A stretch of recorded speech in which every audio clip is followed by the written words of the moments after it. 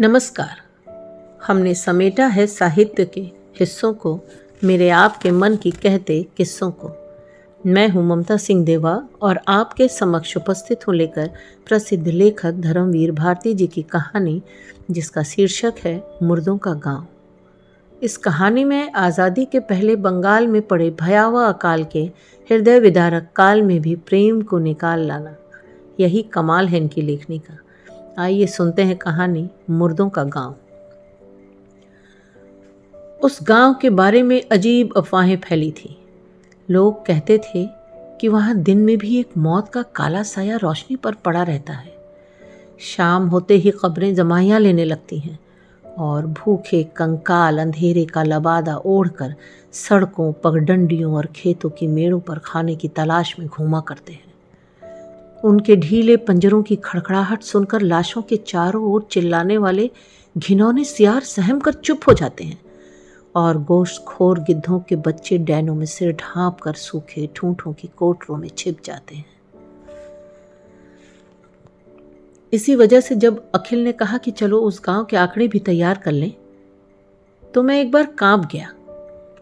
बहुत मुश्किल से पास के गांव का एक लड़का साथ जाने को तैयार हुआ। सामने 2 मील की दूरी पर पेड़ों के झुरमुटों में उस गांव की झलक दिखाई दी। मील भर पहले ही खेतों में लाशें मिलने लगी। गांव के नज़दीक पहुंचते पहुंचते तो यह हाल हो गया कि मालूम पड़ता था भूख ने इन गांव के चारों ओर मौत के बीज बोए थे और आज सड़ी लाशों की फसल लहलहा रही है। कुत्ते, गिद्ध, सियार और कौवे उस फसल का पूरा फायदा उठा रहे थे। इतने में हवा का एक तेज झोंका आया और बदबू से हम लोगों का सिर घूम गया। मगर फिर जैसे उस दुर्गंध से लदकर हवा के भारी और अधमरे झोंके सूखे बांसों के झुरमुटों में अटक कर रुक गए। सामने मुर्दों के गांव का पहला झोपड़ा दिख पड़ा। 3 ओर की दीवारें गिर गई थीं और एक ओर की दीवार के सहारे आधा छप्पर लटक रहा था। दीवार की आड़ में एक कंकाल पड़ा था। साथ वाला लड़का रुका। यह निताई धीवर है। कहाँ? अखिल ने पूछा।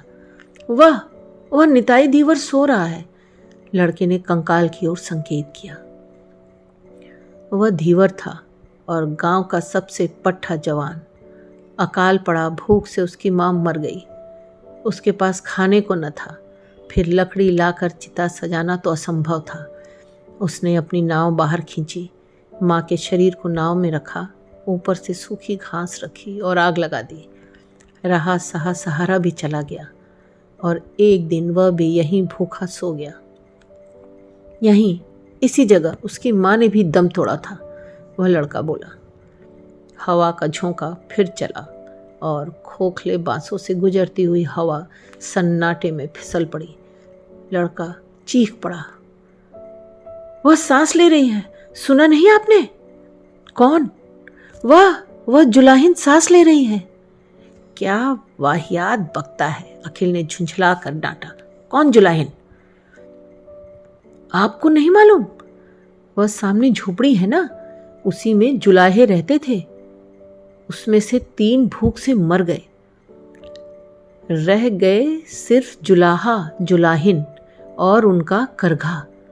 मगर भूख से उनकी नसें इतनी सुस्त थी कि करघा भी बेकार था। उन्होंने पास के जंगल से जड़ें खोद कर खानी शुरू की। उनके दांत नुकीले हो गए जैसे सियारों की खीसें।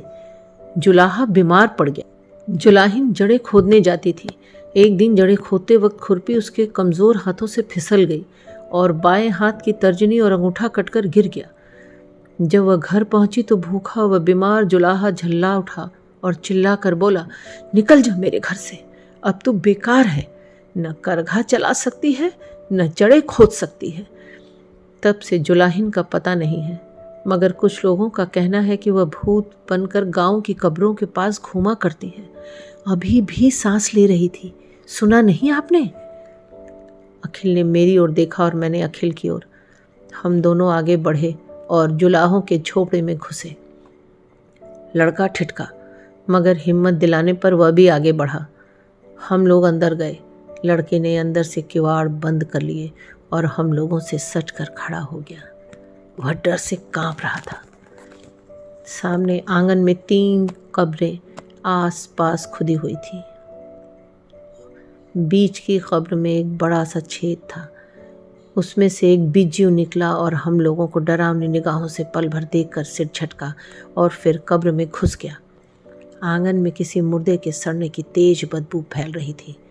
अखिल ने अपना कैमरा संभाला और फोटो लेने की तैयारी की। इतने में पीछे के किवाड़ खड़क उठे। मेरे रोंगटे खड़े हो गए। अखिल बोला, कोई सियार होगा।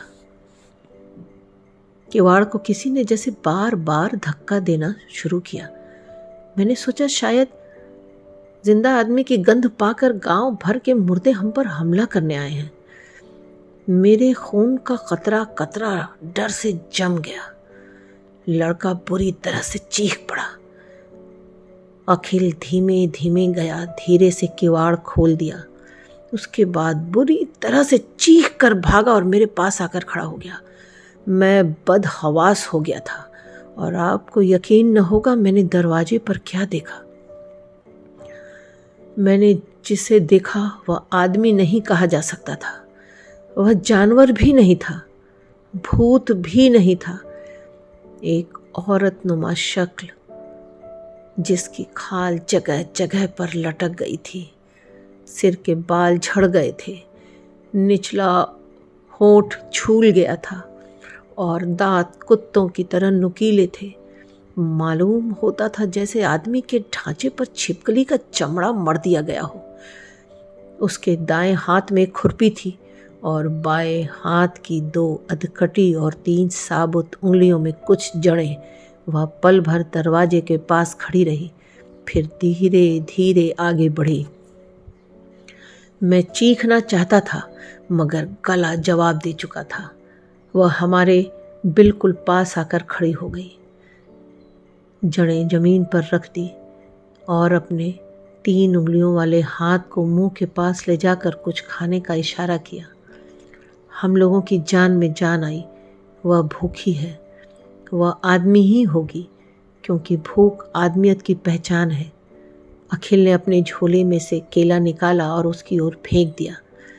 उसने केला उठाया और मुंह के पास ले गई, मगर फिर रुक गई, उठी और झोपड़ी के दूसरी ओर चल दी। हम लोगों को कौतूहल हुआ, हम लोग भी पीछे पीछे चले। वह औरत सहन के कोने में गई। वहीं एक मुर्दा था जिसकी सड़ांध आंगन में फैली थी। देहाती लड़के ने उसे देखा और पहली बार उसके मुंह से आवाज निकली, जुलाहा, यह तो जुलाही की लाश है। यह जुलाहिन उसे भी भूत बनाने आई है। जुलाहिन लाश के पास गई। लाश सड़ रही थी और उसमें चींटियां निकल रही थीं।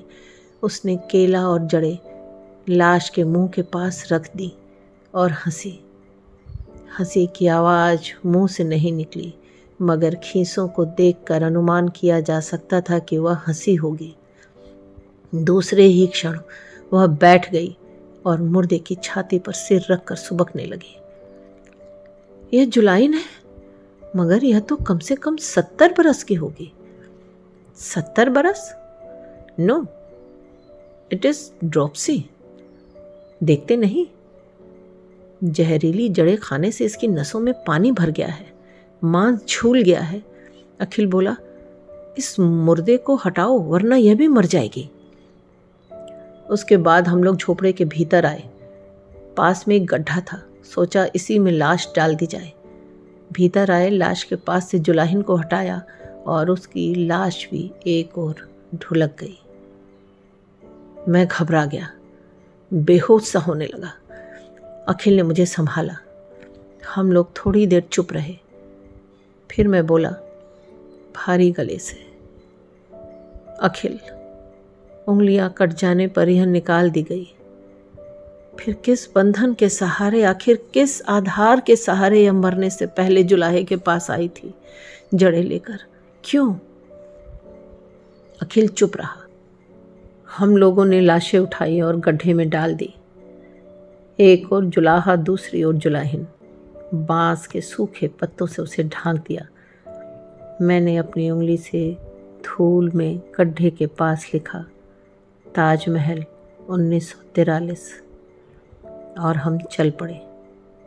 अभी आप सुन रहे थे मेरी यानी ममता सिंह देवा की आवाज़ में धर्मवीर भारती जी की कहानी मुर्दों का गाँव। फिर उपस्थित होती हूँ दिलचस्प कहानियाँ किस्से लेकर।